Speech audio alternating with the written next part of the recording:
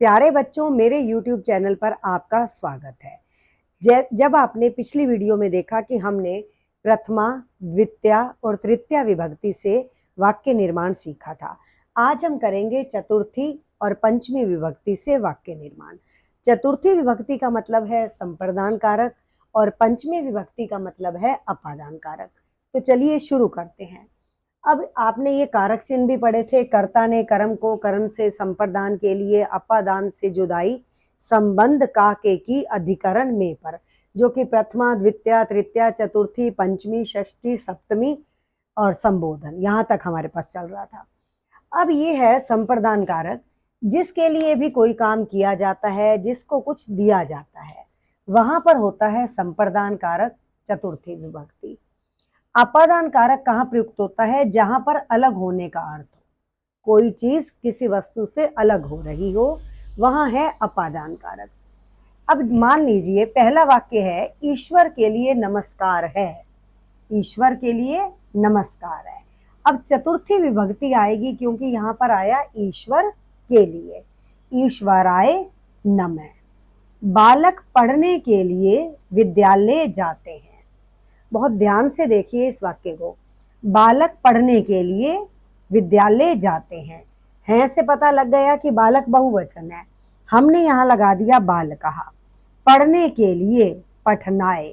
पठनाय क्यों आया आपको पता है? जब हमने बालक का शब्द रूप याद किया था, बालकः, बालकम, बालकेन, बालकाय, बालकात, बालकस्य, बालके, ये हमने प्रथमा, द्वितीया, तृतीया विभक्ति एक वचन इसी प्रकार याद किया था। तो बालकः पठनाय, पढ़ने के लिए, विद्यालय जाते हैं मतलब विद्यालय को जाते हैं, तो बन गया विद्यालयम गच्छन्ति। गच्छन्ति इसलिए आया क्योंकि यहाँ पर बालक शब्द बहुवचन में था, तो गच्छति, गच्छते, गच्छन्ति। पिता पुत्र को गेंद देता है।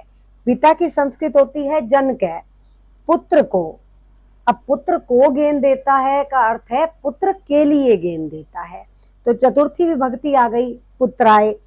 गेंद देता है, गेंद को देता है।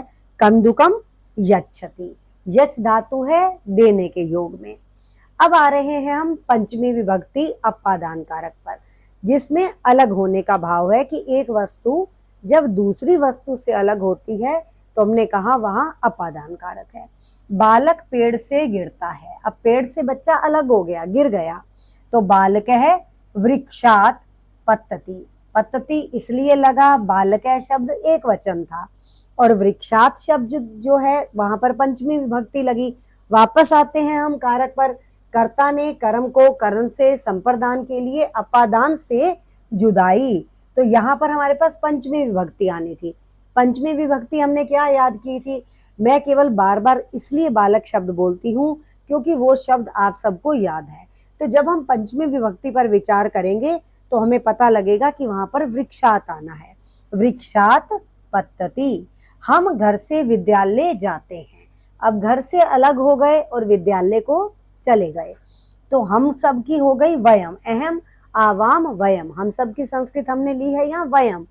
घर से, घर का मतलब है गृही, तो घर से अलग गए तो गृहात।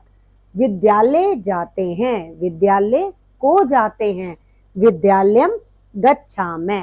गच्छामः इसलिए आया क्योंकि वयम के साथ यहाँ पर गच्छामः आएगा।